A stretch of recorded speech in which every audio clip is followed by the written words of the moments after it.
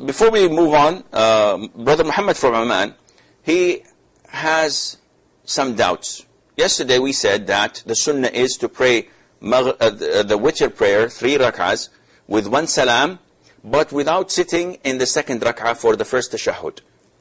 Because the Prophet ﷺ forbade us from simulating or praying witr as we pray maghrib.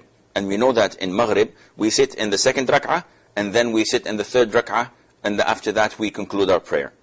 So the Prophet is saying, pray 3 in maghrib, but do not sit in the second rak'ah, so that it would not be like maghrib. And by the way, just an extra bit of information, the Prophet, as Aisha, may Allah be pleased with her, told us that the Prophet used to offer witr 5 rak'ahs in a row, only sitting in the 5th. So the 1st, 2nd, 3rd, 4th, he would not sit. The 5th, he would sit, do tashahhud, and offer salam. And he would offer 7 rak'ahs as witr in one go. And he would only sit in the 7th rak'ah, and then offer salams. And he also would offer 9 rak'ahs as witr, and he would sit in the 8th, and also in the 9th rak'ah as well. So this is the sunnah of the Prophet ﷺ. So Brother Muhammad from Oman is asking about the witr. How can we pray behind someone who is clearly going against the Prophet's instruction not to pray the witr like maghrib? And I clarified this yesterday, and I said, though you and I believe that this is against the sunnah, the imam who's following that madhab believes that it is part of the sunnah. And he thinks that maybe the hadith we're following is weak, or maybe he is blindly following his shuyukh and the imam and the scholars of his school of thought.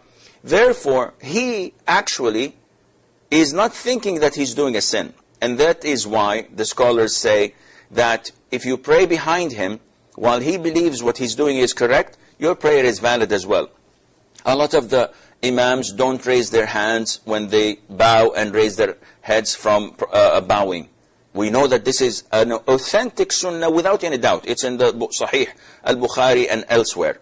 There's no doubt in it at all. Yet people still remain defiant and say, no, we follow our school of thought. This must be fabricated. You tell them it's in Bukhari. They say, we don't know Bukhari. They're ignorant. They don't have any knowledge. So if I pray behind them, would I say, no, they're doing something that is against the sunnah, or they're doing this? This is what they believe.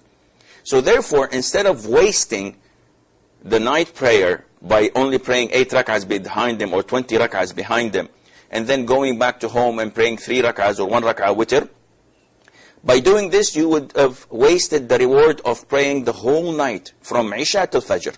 Because this is what the Prophet ﷺ said. And that is why scholars say, pray behind him and follow him in his 3 rak'ahs witr like the Maghrib. And if there is any burden, it would be against him, and you are exempted from that, insha'Allah.